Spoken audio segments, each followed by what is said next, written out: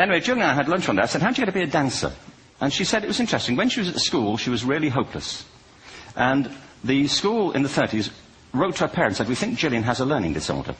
She couldn't concentrate. She was fidgeting. I think now they'd say she had ADHD. Wouldn't you? But this was the 1930s, and ADHD hadn't been invented, at this point. So it wasn't an available condition. People weren't aware they could have that.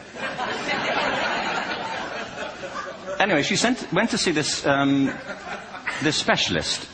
So this oak-panelled room, and she was there with her mother, and she was led and sat on this chair at the end, and she sat on her hands for 20 minutes while this man talked to her mother about all the problems Gillian was having at school.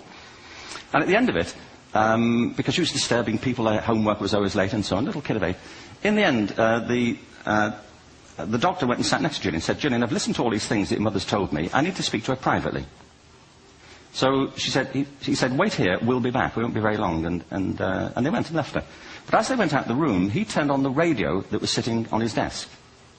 And when they got out the room, he said to her mother, just stand and watch her. And the minute they left the room, she said she was on her feet, moving to the music. And they watched for a few minutes, and he turned to her mother, and he said, Mrs. Lynn, Gillian isn't sick. She's a dancer.